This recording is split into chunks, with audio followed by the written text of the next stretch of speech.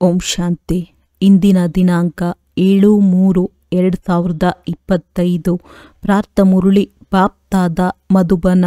ಮಧುರ ಮಕ್ಕಳೇ, ಇದು ಅನಾದಿ ಅವಿನಾಶಿ ಮಾಡಲ್ಪಟ್ಟ ನಾಟಕವಾಗಿದೆ. ಇದರಲ್ಲಿ ಯಾವ ದೃಶ್ಯವೂ ಕಳೆಯಿತೋ ಅದು ಪುನಃ ಕಲ್ಪದ ನಂತರವೇ ಪುನರಾವರ್ತನೆಯಾಗುತ್ತದೆ. ಆದ್ದರಿಂದ ಸದಾ ನಿಶ್ಚಿಂತರಾಗಿರಿ. ಪ್ರಶ್ನೆ: ಈ ಪ್ರಪಂಚವು ತನ್ನ ತಮೋಪ್ರಧಾನ ಸ್ಥಿತಿಯನ್ನು ತಲುಪಿದೆ ಎಂಬುದಕ್ಕೆ ಚಿಹ್ನೆಗಳೇನು? ಉತ್ತರ: ದಿನ ಪ್ರತಿದಿನ ಉಪದ್ರವಗಳಾಗುತ್ತಿರುತ್ತದೆ. ಎಷ್ಟೊಂದು ಗಲಾಟೆಗಳಾಗುತ್ತಿದೆ. ಚೋರರು ಹೇಗೆ ಹೊಡೆದು ಬಡಿದು ಚಿತ್ರಹಿಂಸೆ ಮಾಡಿ ಲೂಟಿ ಮಾಡಿಕೊಂಡು ಹೋಗುತ್ತಾರೆ. ಮಳೆಗಾಲವಲ್ಲದಿದ್ದರೂ ಮಳೆ ಬೀಳುತ್ತಿರುತ್ತದೆ. ಎಷ್ಟೊಂದು ನಷ್ಟ ಉಂಟಾಗುತ್ತದೆ. ಇವೆಲ್ಲವೂ ತಮೋಪ್ರಧಾನತೆಯ ಚಿಹ್ನೆಗಳಾಗಿವೆ. ತಮೋಪ್ರಧಾನ ಪ್ರಕೃತಿಯು ದುಃಖ ಕೊಡುತ್ತಿರುತ್ತದೆ. ನೀವು ಮಕ್ಕಳು ನಾಟಕದ ರಹಸ್ಯವನ್ನು ಅರಿತುಕೊಂಡಿದ್ದೀರಿ. ಆದ್ದರಿಂದ ಇದು ನಥಿಂಗ್ ನ್ಯೂ, ಹೊಸದೇನಲ್ಲ ಎಂದು ಹೇಳುತ್ತೀರಿ. ಓಂ ಶಾಂತಿ. ಈಗ ನೀವು ಮಕ್ಕಳ ಮೇಲೆ ಜ್ಞಾನದ ಮಳೆಯಾಗುತ್ತಿದೆ. ನೀವು ಸಂಗಮಯುಗಿಯಾಗಿದ್ದೀರಿ ಮತ್ತು ಯಾರೆಲ್ಲ ಮನುಷ್ಯರಿದ್ದಾರೆಯೋ ಅವರು ಕಲಿಯುಗಿಗಳಾಗಿದ್ದಾರೆ. ಈ ಸಮಯದ ಪ್ರಪಂಚದಲ್ಲಿ ಅನೇಕ ಮತಾಂತರಗಳಿವೆ. ನೀವು ಮಕ್ಕಳದ್ದು ಒಂದೇ ಮತವಾಗಿದೆ. ಈ ಒಂದು ಮತವು ಭಗವಂತನಿಂದಲೇ ಸಿಗುತ್ತದೆ. ಅವರು ಭಕ್ತಿ ಮಾರ್ಗದಲ್ಲಿ ಯಾವುದೆಲ್ಲ ಜಪ ತಪ ತೀರ್ಥಯಾತ್ರೆಗಳನ್ನು ಮಾಡುತ್ತಾರೆಯೋ ಅವೆಲ್ಲವೂ ಭಗವಂತನಿಂದ ಸಿಕ್ಕಿರುವ ಮಾರ್ಗಗಳೆಂದು ತಿಳಿಯುತ್ತಾರೆ. ಭಕ್ತಿಯ ನಂತರವೇ ಭಗವಂತನು ಸಿಗುತ್ತಾರೆಂದು ತಿಳಿಯುತ್ತಾರೆ. ಆದರೆ ಭಕ್ತಿಯು ಯಾವಾಗ ಪ್ರಾರಂಭವಾಗುತ್ತದೆ ಮತ್ತು ಎಲ್ಲಿಯವರೆಗೆ ನಡೆಯುತ್ತದೆ ಎಂಬುದು ಅವರಿಗೆ ತಿಳಿದೇ ಇಲ್ಲ. ಕೇವಲ ಭಕ್ತಿಯಿಂದ ಭಗವಂತ ಸಿಗುವರೆಂದು ಹೇಳಿಬಿಡುತ್ತಾರೆ. ಆದ್ದರಿಂದ ಅನೇಕ ಪ್ರಕಾರದ ಭಕ್ತಿಯನ್ನು ಮಾಡುತ್ತಾ ಬರುತ್ತಾರೆ. ಇದನ್ನೂ ಸಹ ತಿಳಿಯುತ್ತಾರೆ. ನಾವು ಪರಂಪರೆಯಿಂದ ಭಕ್ತಿ ಮಾಡುತ್ತಾ ಬಂದಿದ್ದೇವೆ. ಅವಶ್ಯವಾಗಿ ಒಂದು ದಿನ ಭಗವಂತನು ಸಿಗುವರು. ಯಾವುದಾದರೊಂದು ರೂಪದಲ್ಲಿ ಭಗವಂತ ಸಿಗುವರು ಅಂದಾಗ ಅವರು ಏನು ಮಾಡುತ್ತಾರೆ?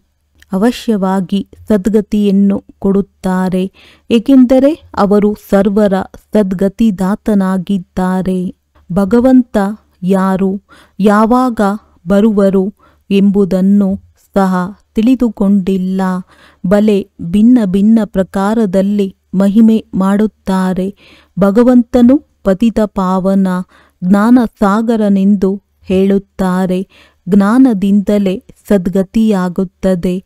ಇದೂ ಸಹ ತಿಳಿದಿದೆ. ಭಗವಂತನು ನಿರಾಕಾರನಾಗಿದ್ದಾರೆ. ಹೇಗೆ ನಾವಾತ್ಮಗಳೂ ಸಹ ನಿರಾಕಾರಿಯಾಗಿದ್ದೇವೆ. ನಂತರ ಈ ಶರೀರವನ್ನು ತೆಗೆದುಕೊಳ್ಳುತ್ತೇವೆ. ನಾವೂ ಸಹ ತಂದೆಯ ಜೊತೆ ಪರಮಧಾಮ ನಿವಾಸಿಗಳಾಗಿದ್ದೇವೆ. ನಾವು ಇಲ್ಲಿನ ನಿವಾಸಿಗಳಲ್ಲ. ಆದರೆ ಎಲ್ಲಿಯ ನಿವಾಸಿಗಳೆಂಬುದನ್ನು ಸಹ ಯಥಾರ್ಥ ರೀತಿಯಿಂದ ತಿಳಿಸುವುದಿಲ್ಲ. ನಾವು ಸ್ವರ್ಗದಲ್ಲಿ ಹೋಗುತ್ತೇವೆಂದು ಕೆಲವರು ತಿಳಿಯುತ್ತಾರೆ.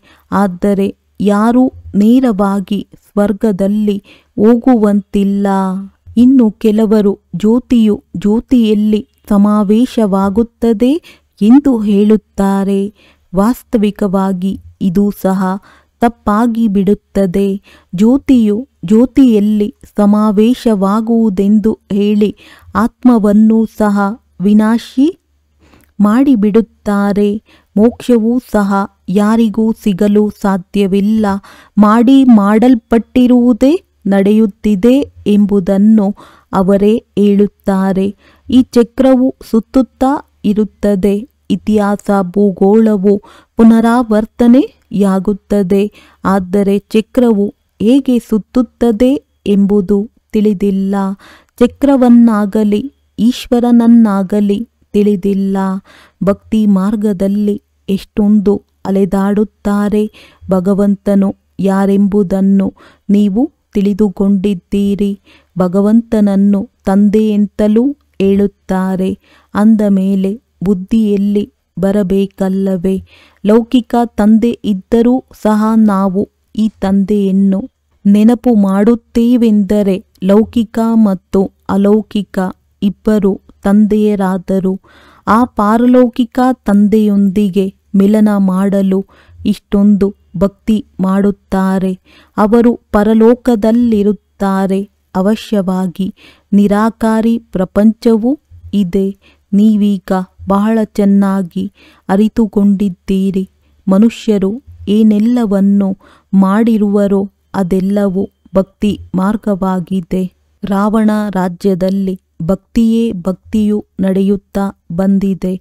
ಜ್ಞಾನವೂ ಇಲ್ಲವೇ ಇಲ್ಲ. ಭಕ್ತಿಯಿಂದ ಎಂದೂ ಸದ್ಗತಿಯಾಗಲು ಸಾಧ್ಯವಿಲ್ಲ. ಸದ್ಗತಿ ಮಾಡುವ ತಂದೆಯನ್ನು ನೆನಪು ಮಾಡುತ್ತಾರೆಂದರೆ ಅವಶ್ಯವಾಗಿ ಅವರು ಎಂದಾದರೂ ಬಂದು ಸದ್ಗತಿ ಮಾಡಿರಬೇಕಲ್ಲವೇ? ನಿಮಗೂ ತಿಳಿದಿದೆ, ಇದು ಸಂಪೂರ್ಣ ತಮೋಪ್ರಧಾನ ಪ್ರಪಂಚವಾಗಿದೆ. ಸತೋಪ್ರಧಾನರಿದ್ದರೂ ಈಗ ತಮೋಪ್ರಧಾನರಾಗಿದ್ದಾರೆ. ಎಷ್ಟೊಂದು ಉಪದ್ರವಗಳಾಗುತ್ತಿರುತ್ತದೆ, ಎಷ್ಟೊಂದು ಗಲಾಟೆಗಳಾಗಿವೆ. ಕಳ್ಳರು ಲೂಟಿ ಮಾಡುತ್ತಿರುತ್ತಾರೆ. ಹೇಗೆ ಒಡೆದು ಬಡಿದು ಹಿಂಸೆ ಮಾಡಿ ಹಣವನ್ನು ಲೂಟಿ ಮಾಡಿ ತೆಗೆದುಕೊಂಡು ಹೋಗುತ್ತಾರೆ. ಮತ್ತು ಇಂತಿಂತಹ ಔಷಧಿಗಳು ಬಂದಿವೆ, ಅದರಿಂದ ಸ್ವಲ್ಪವೇ ಸಮಯದಲ್ಲಿ ಮೂರ್ಛಿತರನ್ನಾಗಿ ಮಾಡಿಬಿಡುತ್ತಾರೆ. ಇದು ರಾವಣ ರಾಜ್ಯವಾಗಿದೆ. ಇದು ಬಹಳ ದೊಡ್ಡ ಬೇಅದ್ದಿನ ಆಟವಾಗಿದೆ. ಇದು ಸುತ್ತುವುದರಲ್ಲಿ 5,000 ವರ್ಷಗಳು ಹಿಡಿಯುತ್ತವೆ. ಆಟವೂ ಸಹ ಡ್ರಾಮಾದ ತರಹವಾಗಿದೆ. ಇದಕ್ಕೆ ನಾಟಕವೆಂದು ಹೇಳುವುದಿಲ್ಲ, ಏಕೆಂದರೆ ನಾಟಕದಲ್ಲಿ ಯಾವ ಪಾತ್ರಧಾರಿಯಾದರೂ ರೋಗಿಯಾದರೆ ಅದಲು ಬದಲು ಮಾಡಿಬಿಡುತ್ತಾರೆ. ಆದರೆ ಇದರಲ್ಲಿ ಆ ಮಾತು ಸಾಧ್ಯವಿಲ್ಲ. ಇದು ಅನಾದಿ ಡ್ರಾಮಾವಲ್ಲವೇ? ತಿಳಿಯಿರಿ, ಯಾರಾದರೂ ರೋಗಿಯಾದರೆ ರೋಗಿಯಾಗುವುದೂ ಡ್ರಾಮಾದಲ್ಲಿ ಅವರ ಪಾತ್ರವಾಗಿದೆ ಎಂದು ಹೇಳುತ್ತಾರೆ. ಇದು ಅನಾದಿ ಮಾಡಲ್ಪಟ್ಟಿದೆ. ಮತ್ಯಾರಿಗಾದರೂ ನೀವು ಡ್ರಾಮಾವೆಂದು ಹೇಳಿದರೆ ತಬ್ಬಿಬ್ಬಾಗುತ್ತಾರೆ. ಇದನ್ನು ನೀವೇ ತಿಳಿದುಕೊಂಡಿದ್ದೀರಿ. ಇದು ಬೇಅದ್ದಿನ ನಾಟಕವಾಗಿದೆ. ಕಲ್ಪದ ನಂತರವೂ ಸಹ ಇದೇ ಪಾತ್ರಧಾರಿಗಳಿರುತ್ತಾರೆ. ಈಗ ಹೇಗೆ ಮಳೆ ಬೀಳುವುದೋ ಕಲ್ಪದ ನಂತರವೂ ಇದೇ ರೀತಿ ಬೀಳುತ್ತದೆ. ಇದೇ ಉಪದ್ರವಗಳಾಗುತ್ತವೆ. ನಿಮಗೆ ತಿಳಿದಿದೆ, ಜ್ಞಾನದ ಮಳೆಯು ಎಲ್ಲರ ಮೇಲೆ ಬೀಳುವುದಿಲ್ಲ. ಆದರೆ ತಂದೆಯ ಸಂದೇಶವು ಎಲ್ಲರ ಕಿವಿಗಳವರೆಗೆ ಅವಶ್ಯವಾಗಿ ಮುಟ್ಟುತ್ತದೆ. ಜ್ಞಾನಸಾಗರ ಭಗವಂತನು ಬಂದು ಬಿಟ್ಟಿದ್ದಾರೆ. ನಿಮ್ಮದು ಮುಖ್ಯವಾದುದು ಯೋಗವಾಗಿದೆ. ಜ್ಞಾನವನ್ನು ನೀವೇ ಕೇಳುತ್ತೀರಿ. ಆದರೆ ಸ್ಥೂಲವಾದ ಮಳೆಯು ಇಡೀ ಪ್ರಪಂಚದಲ್ಲಿ ಬೀಳುತ್ತದೆ. ಜ್ಞಾನದ ಮಳೆಯು ಕೇವಲ ನಿಮ್ಮ ಮೇಲೆ ಬೀಳುತ್ತದೆ. ನಿಮ್ಮ ಯೋಗದಿಂದ ಸ್ಥಿರವಾದ ಶಾಂತಿಯು ನೆಲೆಸುತ್ತದೆ. ಸ್ವರ್ಗ ಸ್ಥಾಪನೆ ಮಾಡುವ ತಂದೆಯು ಬಂದಿದ್ದಾರೆಂದು ನೀವು ಎಲ್ಲರಿಗೂ ತಿಳಿಸುತ್ತೀರಿ. ಆದರೆ ಇಂಥವರು ಅನೇಕರಿದ್ದಾರೆ. ತನ್ನನ್ನೇ ಭಗವಂತನೆಂದು ತಿಳಿಯುತ್ತಾರೆ.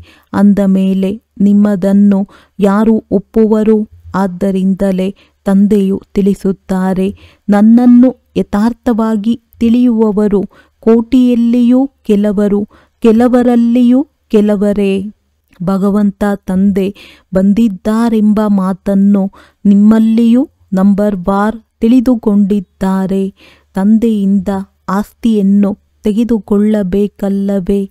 ಹೇಗೆ ತಂದೆಯನ್ನು ನೆನಪು ಮಾಡುವುದು ಎಂಬುದನ್ನು ತಂದೆಯು ತಿಳಿಸಿದ್ದಾರೆ. ತಮ್ಮನ್ನು ಆತ್ಮವೆಂದು ತಿಳಿಯಿರಿ. ಮನುಷ್ಯರು ದೇಹಾಭಿಮಾನಿಗಳಾಗಿ ಬಿಟ್ಟಿದ್ದಾರೆ. ತಂದೆಯು ತಿಳಿಸುತ್ತಾರೆ, ಯಾವಾಗ ಎಲ್ಲ ಮನುಷ್ಯಾತ್ಮರು ಪತಿತರಾಗಿ ಬಿಡುವರೋ ಆಗಲೇ ನಾನು ಬರುತ್ತೇನೆ. ನೀವು ಎಷ್ಟೊಂದು ತಮೋಪ್ರಧಾನರಾಗಿ ಬಿಟ್ಟಿದ್ದೀರಿ. ಆದ್ದರಿಂದ ನಿಮ್ಮನ್ನು ಸತೋಪ್ರಧಾನರನ್ನಾಗಿ ಮಾಡಲು ಕಲ್ಪದ ಮೊದಲೂ ಸಹ ನಾನು ನಿಮಗೆ ಈ ರೀತಿಯಾಗಿ ತಿಳಿಸಿದ್ದೆನು. ನೀವು ತಮೋಪ್ರಧಾನರಿಂದ ಸತೋಪ್ರಧಾನರು ಹೇಗಾಗುತ್ತೀರಿ? ಕೇವಲ ನನ್ನನ್ನು ನೆನಪು ಮಾಡಿ. ನಿಮಗೆ ತನ್ನ ಮತ್ತು ರಚನೆಯ ಪರಿಚಯವನ್ನು ಕೊಡಲು ನಾನು ಬಂದಿದ್ದೇನೆ. ಈ ತಂದೆಯನ್ನು ರಾವಣ ರಾಜ್ಯದಲ್ಲಿ ಎಲ್ಲರೂ ನೆನಪು ಮಾಡುತ್ತಾರೆ. ಆತ್ಮವು ತನ್ನ ತಂದೆಯನ್ನು ನೆನಪು ಮಾಡುತ್ತದೆ. ತಂದೆಯು ಅಶರೀರಿಯಾಗಿದ್ದಾರೆ, ಬಿಂದುವಾಗಿದ್ದಾರಲ್ಲವೇ? ಅವರ ಹೆಸರನ್ನು ನಂತರ ಇಡಲಾಗಿದೆ. ನಿಮಗೆ ಸಾಲಿಗ್ರಾಮಗಳೆಂತಲೂ ಮತ್ತು ತಂದೆಗೆ ಶಿವನೆಂದು ಹೇಳುತ್ತಾರೆ. ನೀವು ಮಕ್ಕಳಿಗಾದರೂ ಶರೀರದ ಮೇಲೆ ಹೆಸರನ್ನಿಡಲಾಗುತ್ತದೆ. ಆದರೆ ತಂದೆಯು ಪರಮ ಆತ್ಮನಾಗಿದ್ದಾರೆ. ಅವರಿಗೆ ತನ್ನದೇ ಆದ ಶರೀರವಿಲ್ಲ. ಇವರಲ್ಲಿ ಪ್ರವೇಶ ಮಾಡಿದ್ದಾರೆ. ಇದು ಬ್ರಹ್ಮರವರ ತನುವಾಗಿದೆ. ಇವರಿಗೆ ಶಿವನೆಂದು ಹೇಳುವುದಿಲ್ಲ. ನಿಮ್ಮ ಹೆಸರು ಆತ್ಮನೆಂದಾಗಿದೆ. ಆದರೆ ಮತ್ತೆ ನೀವು ಶರೀರದಲ್ಲಿ ಬರುತ್ತೀರಿ. ಅವರು ಪರಮ ಆತ್ಮ, ಎಲ್ಲ ಆತ್ಮಗಳ ಪಿತನಾಗಿದ್ದಾರೆ. ಅಂದಾಗ ಎಲ್ಲರಿಗೆ ಇಬ್ಬರು ತಂದೆಯರಾಗಿ ಬಿಟ್ಟರು. ಒಬ್ಬರು ನಿರಾಕಾರಿ, ಇನ್ನೊಬ್ಬರು ಸಾಕಾರಿ. ಮೂರನೆಯದಾಗಿ ಇವರಿಗೆ ಬ್ರಹ್ಮ ಅದ್ಭುತ ಅಲೌಕಿಕ ತಂದೆ ಎಂದು ಹೇಳಲಾಗುತ್ತದೆ. ಎಷ್ಟೊಂದು ಮಂದಿ ಮಕ್ಕಳಿದ್ದಾರೆ. ಪ್ರಜಾಪಿತ ಬ್ರಹ್ಮ ಕುಮಾರ ಕುಮಾರಿಯರು ಇಷ್ಟೊಂದು ಮಂದಿ ಇದ್ದಾರೆ. ಇದು ಹೇಗೆ ಎಂಬುದು ಮನುಷ್ಯರಿಗೆ ಅರ್ಥವೇ ಆಗುವುದಿಲ್ಲ. ಇದು ಯಾವ ಪ್ರಕಾರದ ಧರ್ಮವಾಗಿದೆ ಎಂಬುದನ್ನು ಅವರು ತಿಳಿದುಕೊಂಡಿಲ್ಲ. ನೀವು ತಿಳಿದುಕೊಂಡಿದ್ದೀರಿ. ಈ ಕುಮಾರ ಕುಮಾರಿ ಎನ್ನುವುದು ಪ್ರವೃತ್ತಿ ಮಾರ್ಗದ ಶಬ್ದವಲ್ಲವೇ? ತಂದೆ ತಾಯಿ ಕುಮಾರ ಮತ್ತು ಕುಮಾರಿ. ನೀವು ಭಕ್ತಿ ಮಾರ್ಗದಲ್ಲಿ ನೀವೇ ಮಾತಾ ಪಿತಾ ಎಂದು ನೆನಪು ಮಾಡುತ್ತೀರಿ. ಈಗ ನಿಮಗೆ ಮಾತಾಪಿತರು ಸಿಕ್ಕಿದ್ದಾರೆ. ನಿಮ್ಮನ್ನು ದತ್ತು ಮಾಡಿಕೊಂಡಿದ್ದಾರೆ. ಸತ್ಯಯುಗದಲ್ಲಿ ದತ್ತು ಮಾಡಿಕೊಳ್ಳಲಾಗುವುದಿಲ್ಲ. ಅಲ್ಲಿ ದತ್ತು ಎನ್ನುವ ಹೆಸರೇ ಇಲ್ಲ. ಇಲ್ಲಾದರೂ ಹೆಸರಿದೆ. ಅವರು ಹದ್ದಿನ ತಂದೆ. ಇವರು ಬೇಹದ್ದಿನ ತಂದೆಯಾಗಿದ್ದಾರೆ. ಬೇಹದ್ದಿನ ದತ್ತಾಗಿದೆ. ಈ ರಹಸ್ಯವು ಬಹಳ ತಿಳಿದುಕೊಳ್ಳುವಂತಹದ್ದಾಗಿದೆ. ನೀವು ಪೂರ್ಣ ರೀತಿಯಿಂದ ಯಾರಿಗೂ ತಿಳಿಸಿಕೊಡುವುದಿಲ್ಲ.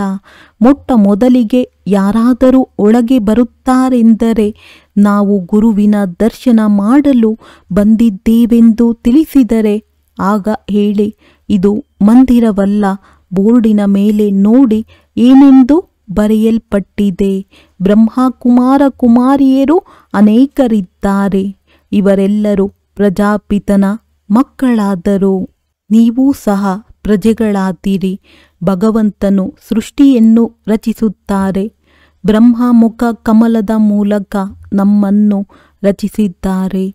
ನಾವು ಹೊಸ ಸೃಷ್ಟಿಯವರಾಗಿದ್ದೇವೆ. ನೀವು ಹಳೆಯ ಸೃಷ್ಟಿಯವರಾಗಿದ್ದೀರಿ. ಸಂಗಮ ಯುಗದಲ್ಲಿಯೇ ಹೊಸ ಸೃಷ್ಟಿಯ ರಚನೆಯಾಗುತ್ತದೆ. ಇದು ಪುರುಷೋತ್ತಮರಾಗುವ ಯುಗವಾಗಿದೆ. ನೀವು ಸಂಗಮ ಯುಗದಲ್ಲಿ ನಿಂತಿದ್ದೀರಿ. ಅವರು ಕಲಿಯುಗದಲ್ಲಿ ನಿಂತಿದ್ದಾರೆ. ಹೇಗೆ ಇದು ಪಾರ್ಟಿಷನ್ ಆಗಿಬಿಟ್ಟಿದೆ. ಇತ್ತೀಚೆಗಂತೂ ನೋಡಿ ಎಷ್ಟೊಂದು ಪಾರ್ಟಿಷನ್ ಆಗಿಬಿಟ್ಟಿದೆ. ಪ್ರತಿಯೊಂದು ಧರ್ಮದವರು ನಾವು ನಮ್ಮ ಧರ್ಮದ ಪ್ರಜೆಗಳನ್ನು ಸಂಭಾಲನೆ ಮಾಡುತ್ತೇವೆ. ನಮ್ಮ ಧರ್ಮವನ್ನು, ನಮ್ಮ ಜೊತೆಗಾರರನ್ನು ಸುಖಿಯಾಗಿಡಬೇಕೆಂದು ತಿಳಿಯುತ್ತಾರೆ. ನಮ್ಮ ರಾಜ್ಯದಿಂದ ಈ ಪದಾರ್ಥವು ಹೊರಗೆ ಹೋಗದಿರಲಿ, ಬೇರೆ ರಾಜ್ಯಕ್ಕೆ ಹೋಗಬಾರದೆಂದು ಪ್ರತಿಯೊಬ್ಬರೂ ಹೇಳುತ್ತಾರೆ. ಮೊದಲು ಪ್ರಜೆಗಳ ಮೇಲೆ ರಾಜನ ಆಜ್ಞೆಯು ನಡೆಯುತ್ತಿತ್ತು. ರಾಜನಿಗೆ ಅನ್ನದಾತ, ರಕ್ಷಕ ಎಂದು ಹೇಳುತ್ತಿದ್ದರು. ಈಗಂತೂ ಯಾರೂ ರಾಜರಾಣಿಯರಿಲ್ಲ. ಎಲ್ಲವೂ ತುಂಡು ತುಂಡುಗಳಾಗಿ ಬಿಟ್ಟಿವೆ.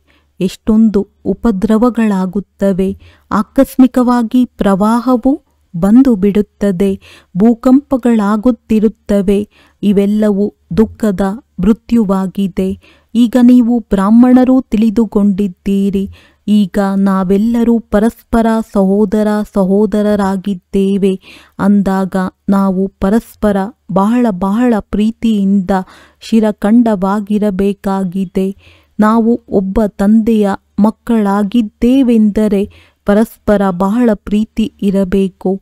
ಹುಲಿ ಮತ್ತು ಹಸು ಒಮ್ಮೆಲೆ ಪಕ್ಕಾ ಶತ್ರುಗಳಾಗಿರುವ ಪ್ರಾಣಿಗಳು ರಾಮರಾಜ್ಯದಲ್ಲಿ ಒಟ್ಟಿಗೆ ನೀರು ಕುಡಿಯುತ್ತವೆ. ಇಲ್ಲಂತೂ ನೋಡಿ, ಮನೆಯಲ್ಲಿ ಎಷ್ಟೊಂದು ಒಡೆದಾಟವಿದೆ. ದೇಶದ ನಡುವೆ ಜಗಳ, ರಾಜ್ಯದ ನಡುವೆ ಜಗಳ, ಪರಸ್ಪರ ದ್ವೇಷಿಗಳಾಗಿ ಬಿಡುತ್ತಾರೆ. ಪರಸ್ಪರ ಒಡಕು ಉಂಟಾಗುತ್ತದೆ. ಅನೇಕ ಮತಗಳಿವೆ. ಈಗ ನಿಮಗೆ ತಿಳಿದಿದೆ, ನಾವೆಲ್ಲರೂ ಅನೇಕ ಬಾರಿ ತಂದೆಯಿಂದ ಆಸ್ತಿಯನ್ನು ಪಡೆದಿದ್ದೇವೆ ಮತ್ತು ಕಳೆದುಕೊಂಡಿದ್ದೇವೆ. ಅರ್ಥಾತ್ ರಾವಣನ ಮೇಲೆ ಜಯ ಗಳಿಸುತ್ತೇವೆ ಮತ್ತು ಸೋಲುತ್ತೇವೆ. ಒಬ್ಬ ತಂದೆಯ ಶ್ರೀಮತದನುಸಾರ ನಾವು ವಿಶ್ವದ ಮಾಲೀಕರಾಗಿ ಬಿಡುತ್ತೇವೆ.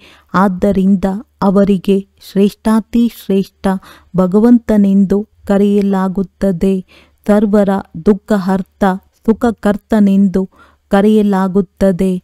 ಅವರು ಈಗ ನಿಮಗೆ ಸುಖದ ಮಾರ್ಗವನ್ನು ತಿಳಿಸುತ್ತಿದ್ದಾರೆ ಅಂದಾಗ ನೀವು ಮಕ್ಕಳು ಪರಸ್ಪರ ಶಿರಖಂಡವಾಗಿರಬೇಕು. ಪ್ರಪಂಚದಲ್ಲಂತೂ ಎಲ್ಲರೂ ಉಪ್ಪು ನೀರಾಗಿ ವರ್ತಿಸುತ್ತಾರೆ. ಒಬ್ಬರು ಇನ್ನೊಬ್ಬರನ್ನು ಕೊಲ್ಲುವುದಕ್ಕೂ ತಡ ಮಾಡುವುದಿಲ್ಲ. ನೀವು ಈಶ್ವರಿಯ ಸಂತಾನರು ಶಿರಖಂಡವಾಗಿರಬೇಕು. ಈಶ್ವರಿಯ ಸಂತಾನರು ದೇವತೆಗಳಿಗಿಂತಲೂ ಶ್ರೇಷ್ಠರಾಗಿದ್ದೀರಿ.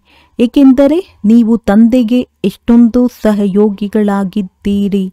ಪುರುಷೋತ್ತಮರನ್ನಾಗಿ ಮಾಡಲು ಎಷ್ಟೊಂದು ಸಹಯೋಗಿಗಳಾಗಿದ್ದೀರಿ.